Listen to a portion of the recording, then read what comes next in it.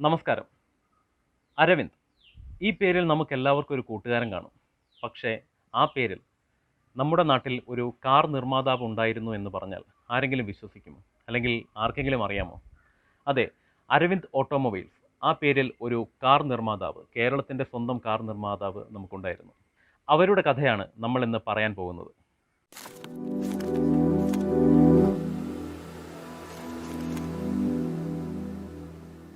1956 കേരളം രൂപീകൃതമായത്.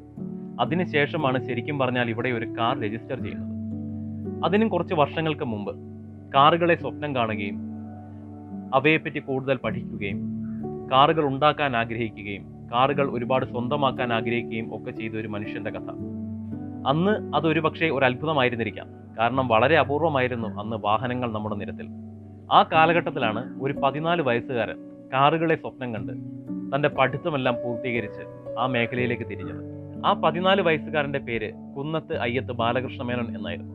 വാഹനങ്ങളുടെ സാങ്കേതികതയിൽ വൈദഗ്ധ്യം നേടിയതിനു ശേഷം അദ്ദേഹം സ്വന്തമായി പ്രോംപ്റ്റ് മോട്ടോഴ്സ് എന്നൊരു വർക്ക്ഷോപ്പ് സ്ഥാപിച്ചു. തുടക്കത്തിൽ തിരുവനന്തപുരത്തും പിന്നീട് എറണാകുളത്തും കോട്ടയത്തും നാഗർകോവിലും അദ്ദേഹം അതിന് ബ്രാഞ്ചസും സ്ഥാപിച്ചു. അക്കാലത്ത് അദ്ദേഹം അന്നത്തെ പേരുകേട്ട ഒരു ആഡംബര കാറായ സ്റ്റുഡിബേക്കർ സ്വന്തമാക്കുകയും ചെയ്തു.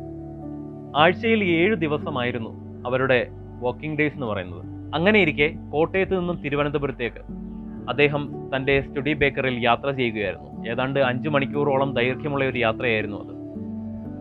അതിനിടയ്ക്ക് അദ്ദേഹത്തിന് ഒരു ആക്സിഡന്റ് ഉണ്ടാവുകയും സ്റ്റുഡിബേക്കർ ടോട്ടൽ ലോസ് ആയി പോവുകയും മാസങ്ങളോളം അദ്ദേഹം ബെഡ് റിഡൻ ആയി പോവുകയും ചെയ്തു.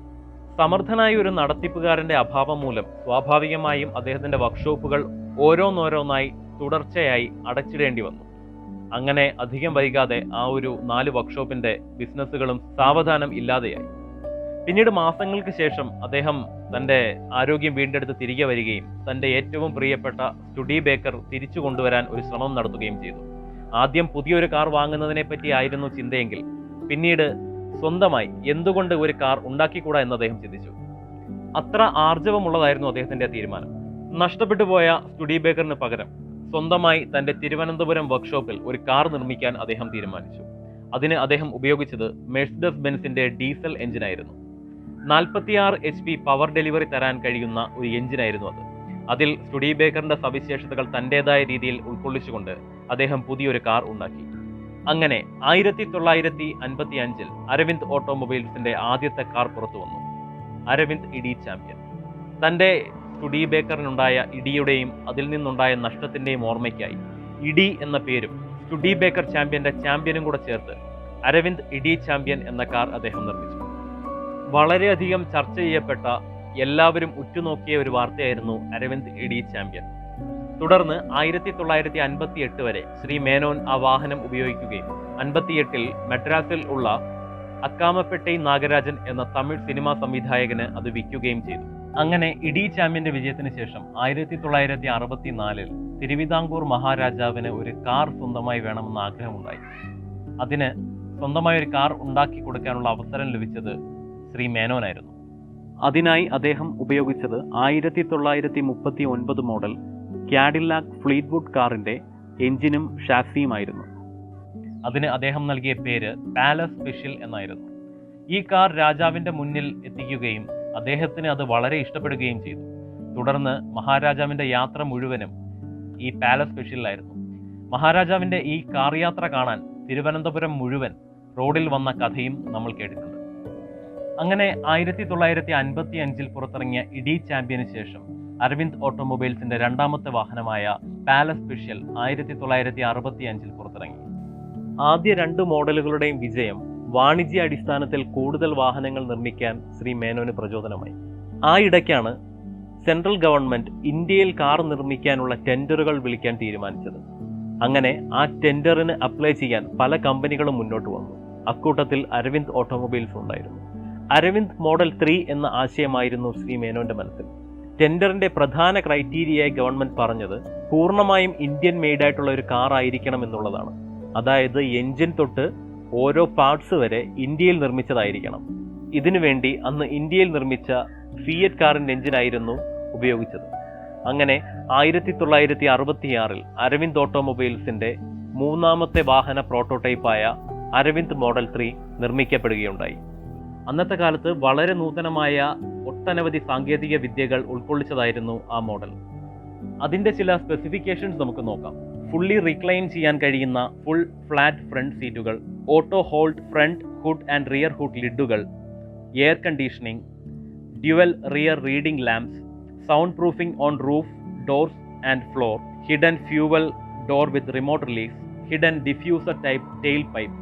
ഇത്തരത്തിൽ അനവധി സവിശേഷതകൾ ഉണ്ടായിരുന്നു ആ വാഹനത്തിന്. അതിലെല്ലാം പ്രധാനമായി നാം കാണേണ്ടത് അതിൻ്റെ വിലയായിരുന്നു. അന്നത്തെ കാലത്ത് 5000 രൂപ മുതൽ ആ വാഹനം ലഭിക്കും എന്നതായിരുന്നു ഈ ആശയവുമായി മുന്നോട്ട് വന്നപ്പോൾ അദ്ദേഹം മുന്നിൽ കണ്ടിരുന്നത്. ഒരുപക്ഷെ ഇന്ത്യയുടെ വാഹന വിപണിയുടെ ഭാഗതയും തന്നെ മാറ്റിമറിക്കാൻ കഴിവുള്ള ഒരു ആശയമായിരുന്നു അത്. കേന്ദ്ര ഗവൺമെന്റിന് മുന്നിൽ വെച്ച പ്രപ്പോസൽ കൂടാതെ അന്നത്തെ കേരള ഗവർണർക്കും കർണാടക മുഖ്യമന്ത്രിക്കും ശ്രീ ചിത്ര തിരുനാൾ മഹാരാജാവിന് മുന്നിലും അരവിന്ദ് മോഡൽ 3 എന്ന സ്മാർട്ട് കാർ പ്രൊജക്ടിന്റെ പ്രപ്പോസൽ അദ്ദേഹം വയ്ക്കുകയുണ്ടായി. എന്നാൽ നിർഭാഗ്യവശാൽ ഈ പ്രപ്പോസൽ റിജക്റ്റ് ചെയ്യുകയാണ് ഉണ്ടായത്. അതിനായി ഗവൺമെന്റ് മുന്നോട്ട് വെച്ച കാരണം ഇന്ത്യയുടെ ജനസാന്ദ്രമായ വഴികളിലൂടെ ഇത്രയും വലിയൊരു വാഹനം ഓടിച്ചു നടക്കാൻ ബുദ്ധിമുട്ടായതുകൊണ്ട് നമുക്കിതിനെപ്പറ്റി പിന്നീട് ആലോചിക്കാം എന്നതായിരുന്നു. അരവിന്ദ് മോഡൽ 3 റിജക്റ്റ് ചെയ്യപ്പെടുകയുണ്ടായി. എന്നാൽ അവിടെ തോറ്റുകൊടുക്കാൻ ശ്രീ മേനോൻ തയ്യാറായിരുന്നില്ല. പുതിയ ഒരു ആശയവുമായി മുന്നോട്ട് വരാൻ അദ്ദേഹം അശ്രാന്തം ശ്രമിച്ചുകൊണ്ടേയിരുന്നു. എന്നാൽ നിർഭാഗ്യവശാൽ 1971 അദ്ദേഹം മരണപ്പെടുകയുണ്ടായി. അകാലത്തിൽ സംഭവിച്ച ആ മരണം അരവിന്ദ് ഓട്ടോമൊബൈൽസ് എന്ന സ്ഥാപനത്തിന്റെ തന്നെ ഭാവിയെ ഇരുട്ടിലാഴ്ത്തുകയായിരുന്നു. പിന്നീട് അദ്ദേഹത്തിന്റെ പത്നിയായ ശ്രീമതി കാർത്യായനി മേനോൻ അരവിന്ദ് ഓട്ടോമൊബൈൽസ് തങ്ങളുടെ തൊഴിലാളികൾക്ക് വിട്ടു നൽകുകയായിരുന്നു. കുറച്ചു കാലം തൊഴിലാളികളുടെ നേതൃത്വത്തിൽ ആ സ്ഥാപനം മുന്നോട്ട് പോവുകയും അധികം വൈകാതെ തന്നെ അതിന്റെ പ്രവർത്തനം നിലയ്ക്കുകയുമാണ് ഉണ്ടായത്. അരവിന്ദ് ഓട്ടോമൊബൈൽസിനെ പറ്റി കേട്ടപ്പോൾ അങ്ങനെ ഒരു വാഹനം നമ്മുടെ നാട്ടിൽ ഉണ്ടായിരുന്നെങ്കിൽ എന്ന ചിന്തയാണ് ആദ്യം ഞങ്ങളുടെ മനസ്സിലേക്ക് വന്നത്. ഒരുപക്ഷെ ഗവൺമെന്റ് അന്ന് ആ വാഹനത്തിന് അനുമതി നൽകിയിരുന്നു എങ്കിൽ ഇന്ന് കേരളത്തിന്റെ അഭിമാനമായ, ഇന്ത്യയുടെ അഭിമാനമായ, ലോകം തന്നെ അറിയുന്ന ഒരു വാഹന നിർമ്മാതാവ് നമ്മുടെ കൊച്ചു കേരളത്തിൽ നിന്നുണ്ടാകുമായിരുന്നു. എന്തുതന്നെയായാലും വാഹനപ്രേമികൾക്ക് പ്രത്യാശയ്ക്ക് വകയുണ്ട്. അരവിന്ദ് ഓട്ടോമൊബൈൽസ് ഒരു റീലോഞ്ചിങ്ങിന് തയ്യാറെടുക്കുകയാണ്. അധികം വൈകാതെ തന്നെ ഇതിനെപ്പറ്റിയുള്ള ഔദ്യോഗിക അറിയിപ്പ് ഉണ്ടാവുന്നതാണ്. വളരെ യാദൃശ്ചികമായാണ് അരവിന്ദ് ഓട്ടോമൊബൈൽസിനെ പറ്റി ഞങ്ങൾ കേൾക്കാനിടയായത്. കേട്ടപ്പോൾ അതിനോട് തോന്നിയൊരു കൗതുകം അതിന്റെ പിന്നിൽ ഞങ്ങളെ നടത്തിക്കുകയായിരുന്നു. ഒരുപക്ഷെ കേരളം വിട്ടുപോയ എന്നാൽ അറിയേണ്ട ഒരു ചരിത്രമാണ് അരവിന്ദിൻ്റേത് എന്ന് തോന്നിയത് കൊണ്ടാണ് ഇത് നിങ്ങളുടെ മുമ്പിലേക്ക് എത്തിച്ചത്. തുടർന്നും വ്യത്യസ്തങ്ങളായ ഇത്തരത്തിലുള്ള ഒരുപാട് കഥകളുമായി നിങ്ങളുടെ മുമ്പിലെത്താൻ കഴിയും എന്ന പ്രത്യാശയോടെ സൈനിങ് ഓഫ്. ബൈ.